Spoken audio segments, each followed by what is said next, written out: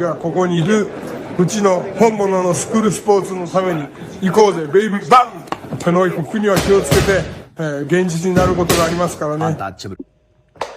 All right, so we're going to continue the long-standing tradition of covering Japanese boxing here on True School Sports. True School Sports, the #1 source for Japanese boxing in America. Now, interesting fight in the featherweight division. It just got made recently. You guys can go ahead and mark your calendars. Go ahead and say the date. It'll be May the 6th at the illustrious, the infamous, the untouchable, the hallowed grounds of Corkin Hall, right? Corkin Hall, great venue, one of the meccas of boxing globally.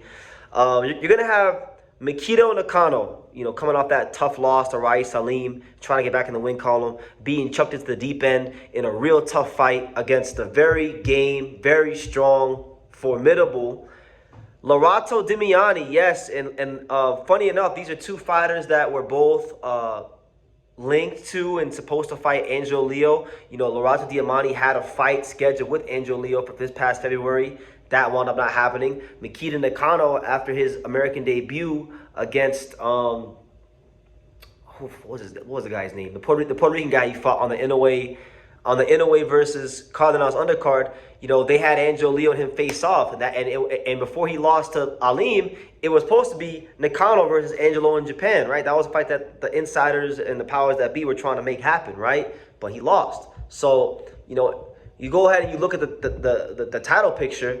Right now Nakano is number 13 in the IBF, and Lerato Dlamini is number 4. So the winner of this fight could put themselves in a prime position for a future title shot with the IBF and presumably Angel Leo. So really interesting fight for me on that end. So we'll see. But good fight. I think when you break it down stylistically, I think Mikito Nakano is going to have some demons to exercise in this fight. Because let's be real with Nakano. And I was real about this even before he lost to Rais. Mr. Honda and Tekken Promotions put some cans in front of him. I've seen it. I've seen some of the guys he fought over there in Japan. He would just touch them a couple times, they would just fall over, right? And then when he fought a real seasoned boxer who could move with real craft, he got found out. He was following Rais Salim around the ring in a straight line. He didn't have a consistent jab to speak of in the fight. He couldn't really just fight the downhill, aggressive Mikito Nakano type of fight, and it got exposed severely. And I think that same thing is going to be in play here when he fights Lerato Dlamini, because Lerato is a mover. When you break down Lerato as a fighter, Lerato is a mover. So a lot of the same things that Nakano saw when he fought Rais, he's going to see with Lerato. And Lerato has to be pissed off for greatness, because Lerato, from what I've read, I believe he has a kid on the way. So that'll always motivate any man to get his shit in order in life. And then Lerato also was supposed to get a world title shot, and he didn't get it. For what reason, I don't know, but he didn't get it. It was supposed to be February in New Mexico. He didn't get it, right? Probably a money thing, as most things are in boxing. But he has been in this position. Lerato Dlamini has been in this position before. He's gone to Japan against Tomoe Kameda before on the road and won. And this is a guy that wants to prove that he's on the upper echelon of the featherweight division and get that title shot. So it's a really good fight.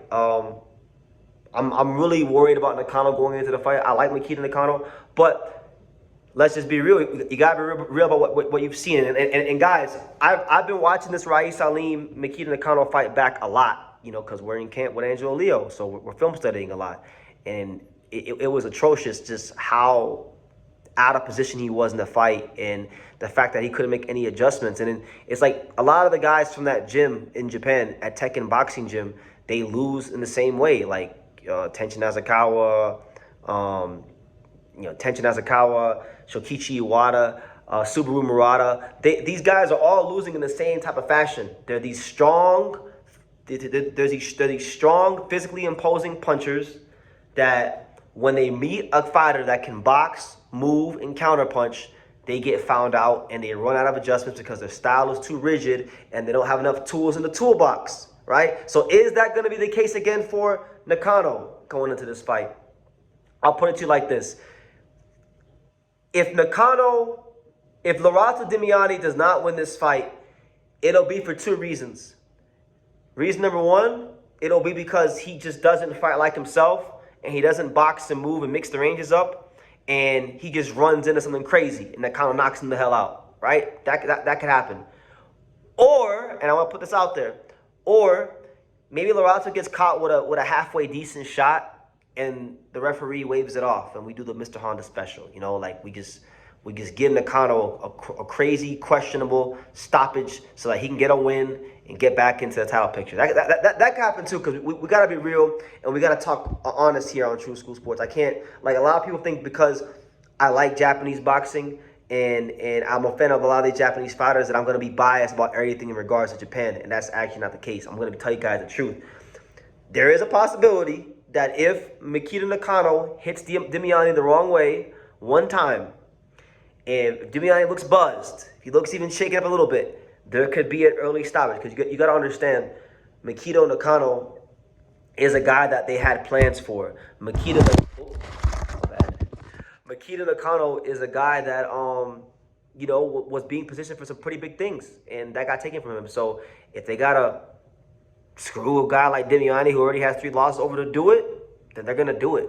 I'm just putting it out there, right? So I think for Lerato, this fight has to be flawless execution, you know, to the highest level if you want to win, because they're not gonna give you anything over there. Even though Japan is a great country and I love the people there, you got to understand there's politics and everything, right? So if you want to be in the top of the featherweight division, if you want to fight Angel Leo, you got to get to this fight, and you're all going to get to this fight with flawless execution. So it's a good fight. It's your classic puncher versus boxer matchup, with Nakano being the puncher, Dlamini being the boxer. I'll go with the boxer in this case. Nakano, I don't think he learned enough in one fight to just beat Dlamini. But listen, if he can, I'd be very, very happy. I like Nakano. I would like to see him get involved. I would like to see Japan have a presence in the featherweight division, because, you know, this is the home of Japanese boxing on YouTube in America. So obviously, I'd love to see that. But I'll go with Dlamini in this fight. I think it's a good fight. I think it's probably one of the better fights he could have made amongst the contenders. So I'll be watching it with a close eye, as is the rest of Team Angel Leo, and we will be, you know, analyzing and observing and keeping our eyes on what happens in the landscape of the featherweight division. So with that being said, what do you guys think? What kind of chance are you giving Lerato Dlamini going to Japan again to fight Mikito Nakano? And what do you guys think about Mikito Nakano? Do you guys think they're putting him in too tough after a tough loss to Ryan Celine? They're putting him in there with a very similar style, and he has to exercise some demons. So what do you make of that? Leave your comments down below. Make sure you guys take the time to subscribe. And like I say in every single one of these videos, you can love me or you can hate me, but I'm just a kid from dang it. So until next time, take care, guys. Okay. You want to say hello? Say hello. Can you say hi, Boxing World? Hi, Boxing World. Can you say True School Sports? Truth? Oh. Can you say True School Sports? Say True School Sports. Can you say The Untouchable? Can you say The Home of Boxing? The Home of Boxing. All right. Go.